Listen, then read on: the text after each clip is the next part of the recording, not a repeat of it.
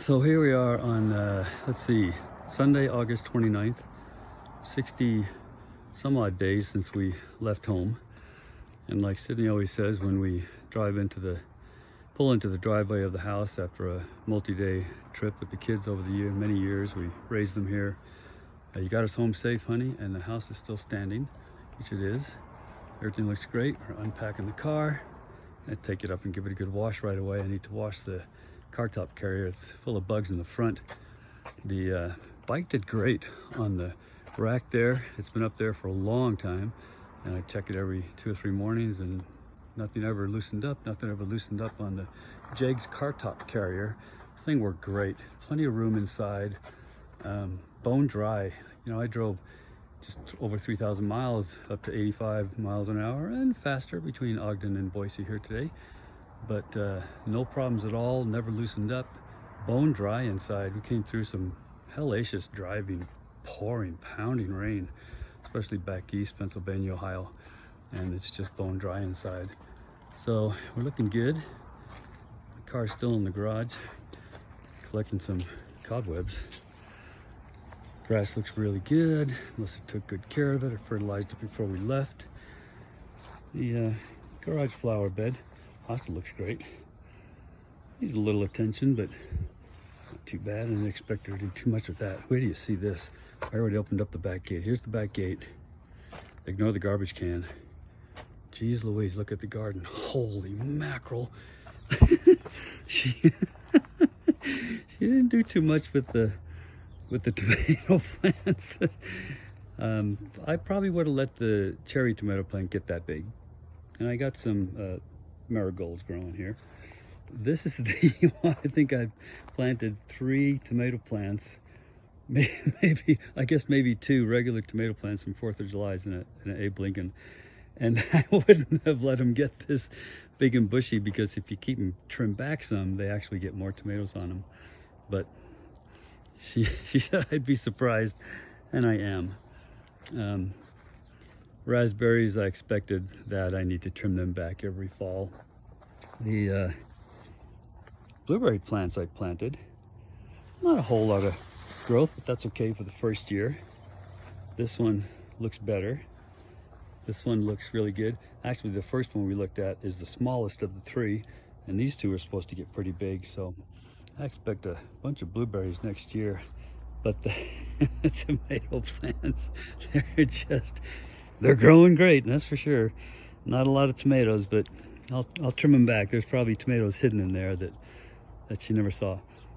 The most surprising thing is the corn. Holy mackerel. I've grown tall corn before. My corn usually gets about 9 feet, maybe 10 feet tall. There's some corn there that's got to be 14 feet tall. I can't believe it. It's two plantings. This corn on the right here, I planted about 2 weeks after the corn on the left. I just never seen my corn so tall. I had to fertilize it like I always do, and it got plenty of water. I guess the grapevine looks good as usual. Actually, there's quite a few grapes this year. Look at that. Yeah, they're going to turn red. They're a seedless red grape. They're great. Wow, I got some big bunches of grapes. That looks good. Birds don't seem to bother them too much. Raccoons, I haven't seen raccoons in years in the garden here, so. But here's a peach tree. With that corn, it's just unbelievable how tall it is. I've never grown it so tall. Well, I guess I didn't grow this. Melissa did. And my cherry tree looks okay here. That's good. Look at that corn. Jiminy crickets. So here's some ears. Looking good. Looking good. Look at that. It's not quite ready. Looks like it's going to be another week or 2, which is what I planned. But I had her, I told her every time when it starts to flower up on top there, you have to whack it. And when you whack the corn, it drops all the pollen down to the silk on the ears of corn, and that's what pollinates the corn and gives you full rows, thick rows of kernels. So anyway, proud of Melissa doing a good job. Fruit trees didn't get any fruit on them this year because of the weather, and some of them were kind of young, except the pears. Pears did great, looking good. this is squirrels that I haven't been here to trap and get rid of. Not kill, but take 5 miles away so they don't come back. Pear tree, this pear tree, that was the red pear tree, this is the green one.